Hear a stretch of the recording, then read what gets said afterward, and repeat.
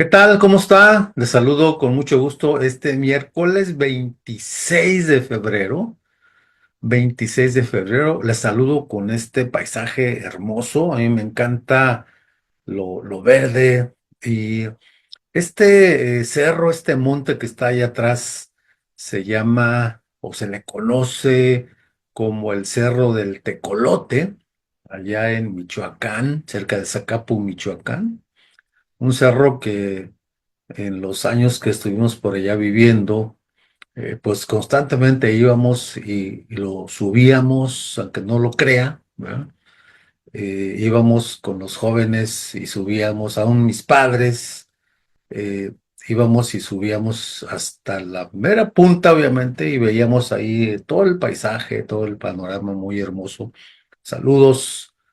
a Estamos estudiando personajes de la Biblia, personajes bíblicos, y hoy nos toca platicar un poco, solo un poco, sobre Moisés, ese gran líder de Israel, del pueblo de Israel, que llega justo después de José. Había desaparecido ya la generación de José ahí en Egipto. Los judíos o los hebreos eran esclavos y empezaron a crecer mucho como pueblo, muchos hebreos, y entonces el faraón dice, pues hay que matar a todos los varones que nazcan, y precisamente Moisés nace en esa época, y cuando nace, su madre lo oculta un tiempo en casa, pero después ya mejor lo echa por ahí en una cesta y lo pone en el río, y ahí va, su hermana lo va cuidando.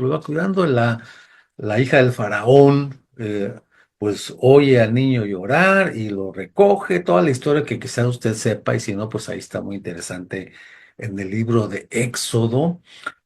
Lo cuida, obviamente lo cuida la mamá misma de Moisés, lo cuida en los primeros años y luego lo lleva allí con la hija del faraón.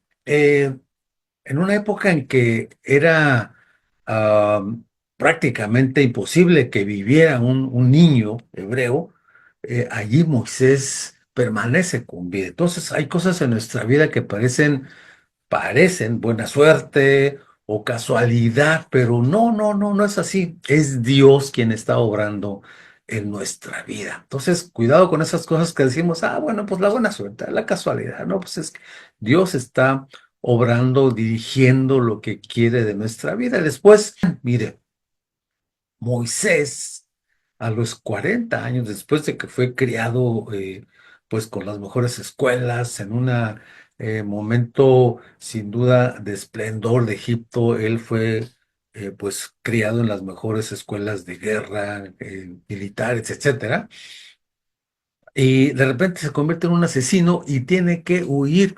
Es un prófugo, ahora sí que de la justicia, digámoslo así, un asesino que estaba huyendo para no ser capturado y enjuiciado por el faraón y todo el gobierno egipcio. Entonces, a veces también podemos sacar aquí algunas cosas, podemos en ocasiones sentir que por nuestro pasado Dios no nos puede usar y huimos, o por lo que hacemos, por el pecado que cometemos, decimos, no, pues ya la regué, ahí nos vemos, no voy a servir a Dios, Dios no tiene para mí nada, la vida aquí se acaba para mí. Y Moisés huye a un pueblo que se llama Madián, estaba más o menos, algunos piensan que unos 400 kilómetros hacia el sur de Egipto, cruzando un poquito más hacia el desierto, más abajo. Algunos días de camino, huye y se la pasa ya 40 años, 40 años.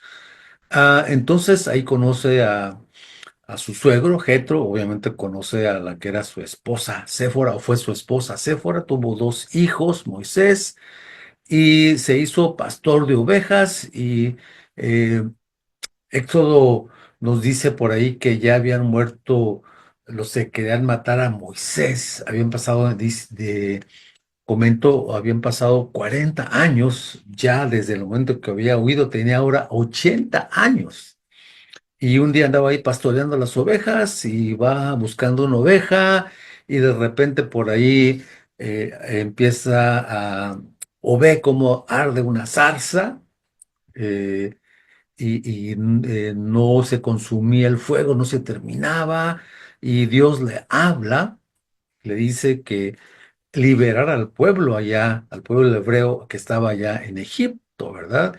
Tenía 80 años y Moisés, después de preguntas y dudas y esto, finalmente acepta. Mire, tenía un pasado, iba a regresar allá al lugar de donde había huido, pero Dios le dice, ya la gente que te estaba persiguiendo ya no está, ya murió.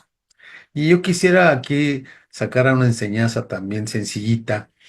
Dios arregla nuestro pasado de muchas maneras, de muchas maneras.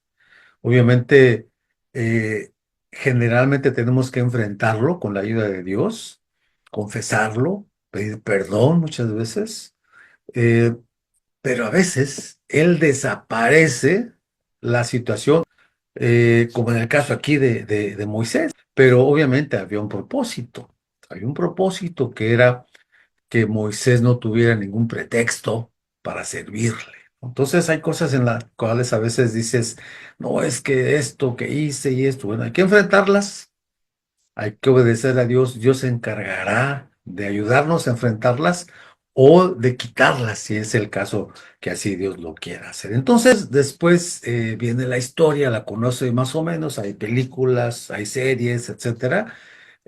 Viene eh, cuando Moisés llega junto con su hermano Aarón a Egipto y vienen las plagas porque Faraón no quiere dejar salir al pueblo hebreo, o endurece su corazón, o Dios se le endurece, ¿verdad? Y empiezan las famosas plagas, las plagas que, fíjese, hay una cosa importante que lo quiero destacar aquí, que las plagas no afectaron a los hebreos, solamente afectaron a los egipcios. Entonces, ya saben, las plagas, la sangre del río Nilo, las plagas de las ranas, de los piojos, de las moscas, del ganado, de las úlceras o heridas purulentas, la plaga del granizo, de las langostas, de la oscuridad de tinieblas y finalmente la plaga de los hijos primogénitos, de los egipcios. Y no fueron afectados en ninguna manera los hebreos. Entonces, fíjese, muchas veces para que Dios cumpla sus planes, nos protege de maneras increíbles, eh, como vemos que protegió aquí a los hebreos.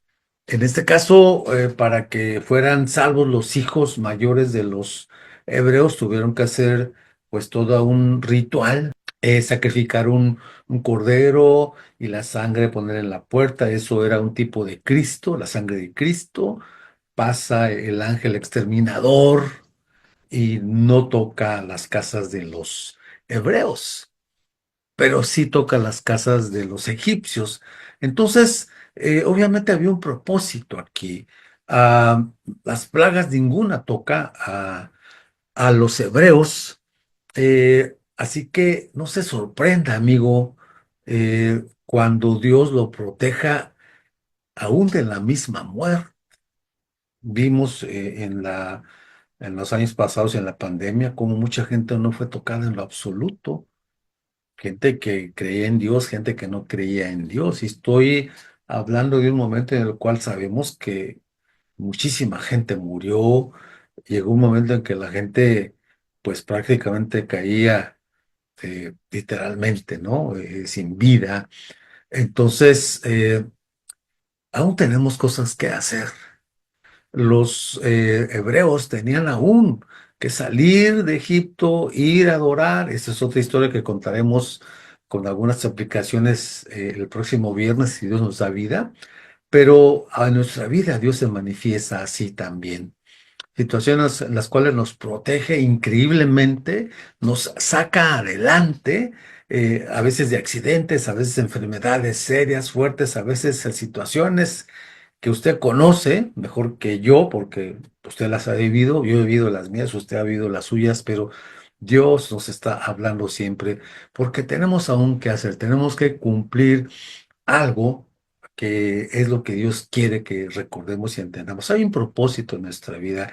Y en el caso de Moisés, en esa primera parte, era liberar al pueblo hebreo de Egipto, de la esclavitud, de los 400 y tantos años que habían estado ya allí.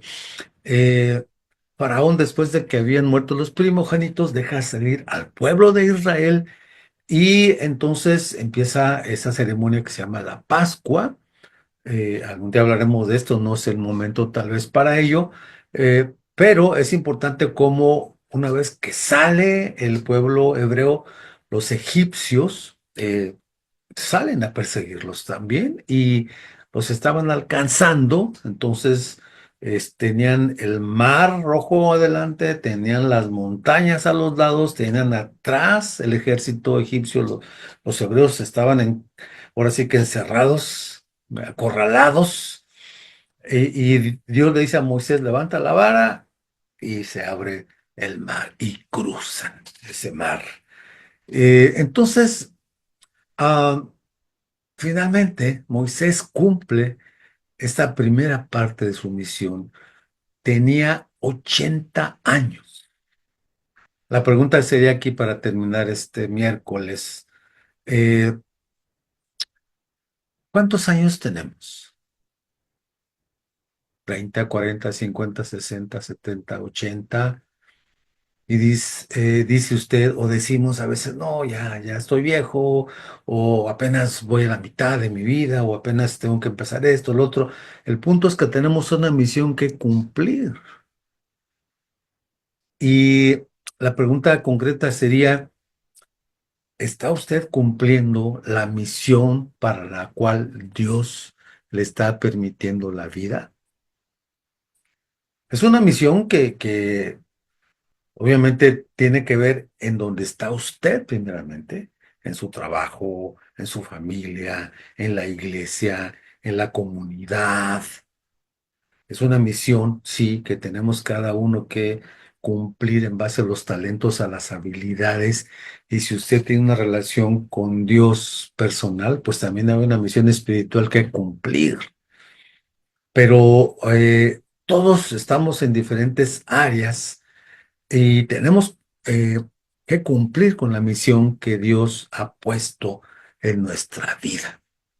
Y si usted, insisto, tiene una relación personal con Dios, pues tiene una misión no solamente en el área en que está trabajando o laborando o en la sociedad, sino también espiritual, aún de la misma gente que está usted allí ministrando o apoyando en su trabajo. Así que, mire, Moisés tenía 80 años cuando empezó a cumplir esa misión. Ya se había zafado, ya ha dicho, yo ya no quiero nada, ya me voy, ya la regué, ahí nos vemos. Y Dios lo llamó. Y Dios le dijo, tú puedes y yo estoy contigo.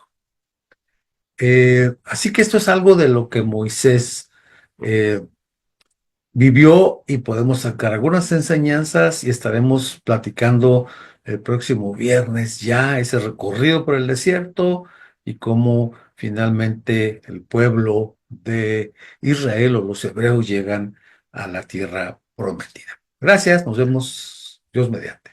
Hasta luego.